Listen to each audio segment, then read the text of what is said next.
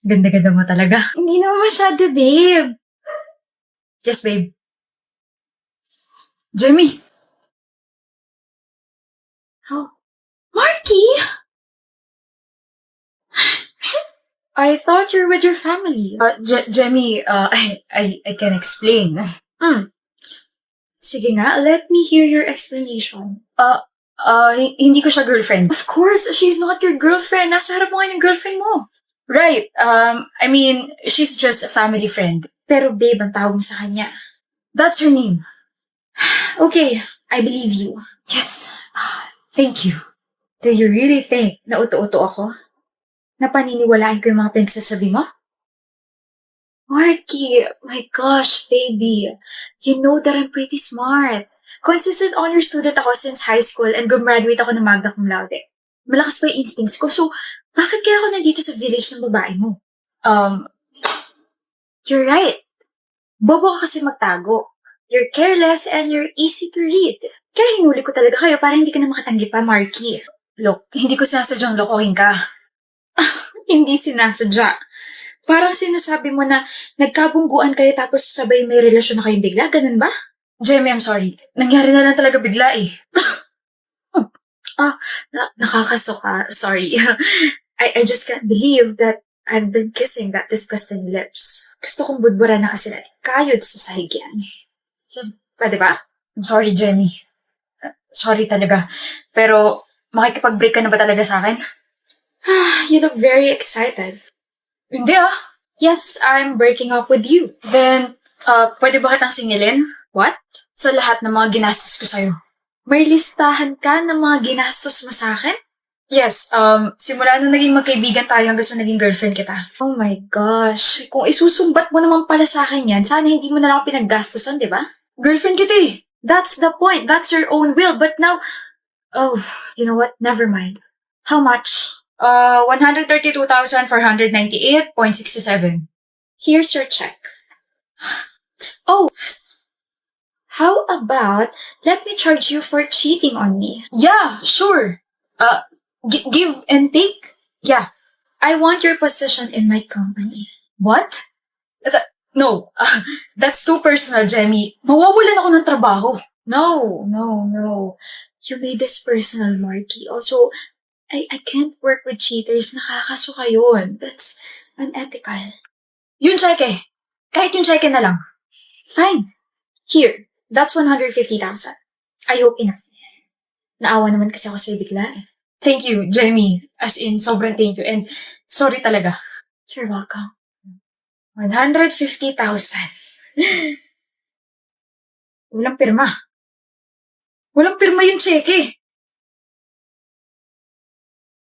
Wish, wala kang ginagawa. Bakit? Di ba gamay mo na yung recent topic natin sa calculus? Yap, pwedeng paturo, hindi ko kasi gets. Girl, ang slow mo naman. Ang dali-dali lang ng lesson tapos hindi mo pa get. Ano ba yun, Zari? Calculus, yung recent lesson natin. Hindi mo gets? Hindi. Ako gets ko. Talaga? Pwedeng paturo? Ayan, okay, Krish. Ang time-consuming. I mean, no offense, Zari, pero dapat kasi gets mo na yan. Kami nga mga kaibigan mo, alam na yan, tapos ikaw. Hey, naku, napapag-iwanan ka namin, ha? Bobo yarn. Hoy, umiyak yan bigla. Joke lang, ha? Puro na lang paturo to si Zari, napaka-bobo. Puro paturo, pero never naman natin siya tutulungan. Nakakairita kaya? Nang hindi nagigets yung mga lessons, napaka-basic lang naman ng mga yun. Stock knowledge na nga lang yung iba rin, eh. Ang sarap tuloy sabihin sa kanya harap-harapan na, bobo ka? Oo, bobo ka. Zari! Huh? Bakit, Sammy? Okay ka lang? Masama ba pakaramdam mo? Yeah, I'm okay. Di yan okay. Vern, halata namang hindi ka okay. Ano ba problema mo? Oo nga, kanina ka pa nakatulala dyan sa binabasa mo eh. Hindi niya gets yung lesson. Gets ko. Di mo nga gets yung feelings ko para sa'yo, yung lesson pa kaya. Hindi mo gets, umamin ka na, kanina pa kita inaobserbahan. Kamot ka ng kamot dyan sa Naomi, wala namang gumagapang na kuto. Hindi mo gets yung lesson, Zari? Alin dyan? Okay lang? Hindi. Hindi okay na magsinungaling ka. Alin dyan yung hindi mo gets? Tutulungan ka namin, Sammy. Naiiyak ka ba? Hindi. Sabi hindi nga okay magsinungaling eh. Akala ko kasi imomock niyo ako. What? Akala ko kasi sasabihin yun na slow ako, nabobo ako kasi hindi ko gets yung lesson. Zari, are you kidding me? Kapag may hindi naman kami gets na ibang lessons, nandyan ka kaagad para turuan kami. No judgment at all. So bakit naman namin sasabihin yun? Bakit ka naman namin imumock? We do understand kung gaano kahirap mag-aral. Walang madaling lesson. And Zari, mga kaibigan mo kami. Cringe man pakinggan pero ang magkakaibigan nagtutulungan at hindi nagbababaan. There's no competition between us. Healthy competition, yes. Pero not to the point na magiging insensitive kami sa side mo. May competition sa amin. Competition sa puso ni Zari kasi buwisit yung tika-ibang course eh. Mami, may gusto sa'yo, gusto rin naman kita. Ang seryoso ng usapan, tapos isisingit mo yung kaipalan mo? Turuan na nga kita, Bob. Zari, turuan na rin kita kung paano ka aamin sa akin. Gusto rin naman kita. Gusto ko na rin matutunan tong lesson natin. Pag-untugin ko kaya kayong dalawa, no? Maghiwalay nga kayo, ako magtuturo sa'yo, Zari. Mamimiss kita, Zari. Wow, isang tao lang naman yung pagitan nyo. Kita mo tong ballpen na hawak ko, Vern? Bibili na lang ako ng snacks natin. Bye, Zari. Mamimiss kita. Please tell me hindi mo gusto yung pangit na yun. Gusto ko siya, Sammy. Bagay nga kayo. Pares kayo may topak. May crush ka ng babaita ka? Hinahangaan ko si Primo kasi hindi na siya late kapag gumagawa kami ng paper. Nagbago na siya. Akala ko naman kung ano. Well, akala ko naman crush na iba. Nag-expect ako buwisit. Mali ba sinabi ko? Uy, Megan! Megan! Uy! Bakit hindi mo ako pinapansin? Hindi naman ako late ah. Hindi nga, kaya nga crush na kita eh. Muntik na akong kiligin. Buti na lang naalala kong crush niya ako kasi hindi ako late. Visit. So, bakit mo ako hindi pinapansin? Sabi mo, Primo, kapag may narinig akong Meg, ikaw yon tapos lilingon ako. Megan, tawag mo sa akin eh. Hindi naman ako si Megan mo. Megan ko? Diba si Meg mo ko? Meg ko? Mali ba ako? Wait lang, order lang ako, okay? Babalikan kita. Napaka-cute. Nakakairita. Meg. Tignan mo tong, cellphone ko. Tignan mo, pinicturean ko talaga to. Tignan mo, mataas yung mga quizzes ko. Congrats. Gusto kong malaman mo na matalino ako. Hindi ko naman kina-question yun. Hindi na rin ako masyado nagbibilyar. Focus ako sa studies ko. Hindi porket mayabang ako or ganito ako magsalita hindi na ako mabait. Mabait ako. Yun lang. Sige, CR muna ako. Ano ba itong ginagawa mo? Ano bang nangyayari sa'yo, Primo? Wala. Gusto ko lang ma-realize nga na bagay ako sa kanya. Na bagay kami. Primo, pwede pa abot ng eraser? Ano pa? Kahit ano ibibigay ko sa'yo. Gutom ka na ba? I can order for us. Parang may nagbago sa'yo. Talaga? Parang humaba yung patilya mo. Joker ka pala. Sabihin mo kapag pwede na akong tumawa. Joke lang kasi, parang naging malambing yung boses mo. Hindi kaya. Maangas kaya ako. Mali ba ako? Sabi kasi ng best friend ko, matuturo ako mag-observe ng tao para daw hindi na raw ako natitake advantage. Aba, dapat lang. Pero, ano pang na-observe mo sa akin? Ayoko na palang malaman. Kinikilig ako sa paraan ng pagtitig mo. Meg. Alam mo bang may mas ihahaba pa yung pangalan mo? Meg. Megan. Meganda ka.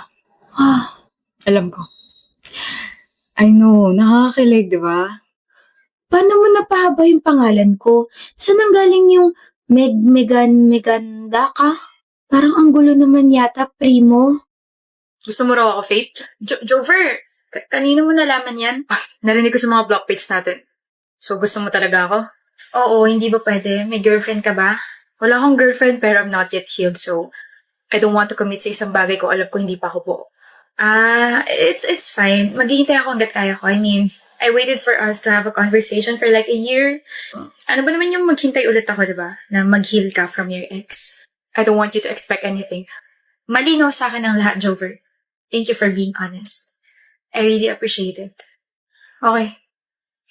Akala ko ba may something na sa inyo ni Jover, Faith? Nakita kayo magkausap last week o bakit hindi na kayo nagpapansinan? Hindi pa siya nakaka-move on sa ex niya kaya mas maganda if wag niyo na lang kami asarin kasi baka uncomfy siya eh. Eh, what if wala ka talaga tiyan? Eh di wala. Pangit naman kung ipipressure ko siya, di ba? Faith. Oh, bakit, Jover? Free ka ba bukas? Bakit? Labas tayo. Picnic ganun. Picnic sounds great. Pwede ba kita sunduin? Oo. Chat ko na lang yung address ko mamaya. Okay. You're early. Jover. Oh, sorry. Excited lang. Your dress looks nice and sobrang ganda mo. Thank you. Tara na. It's been 8 months since our last conversation. Medyo weird lang sa feeling na magkasama tayo ngayon. Do you have any idea kung bakit niyaya kita ngayon? Naka-move on ka na, no? 4 months ago pa. Seryoso?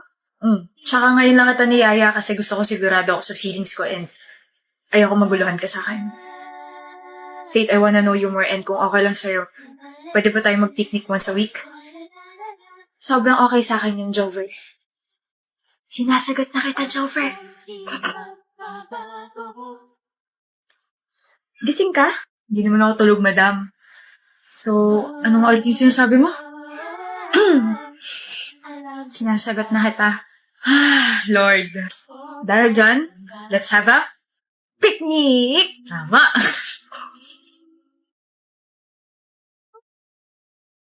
Hello po, tita. Iha yung anak ko. Bakit po? Ano po nangyari kay Jover? Papunta na po siya rito sa bahay namin. Sinaksak ang anak ko. Pinatay siya. Po? What's wrong, love? Jover. Love.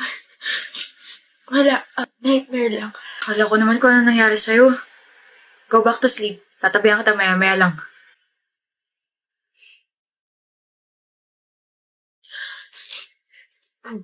Hello po, tita. Pupunta ka naman sa death anniversary ng anak ko, di ba? Di ba, Iha?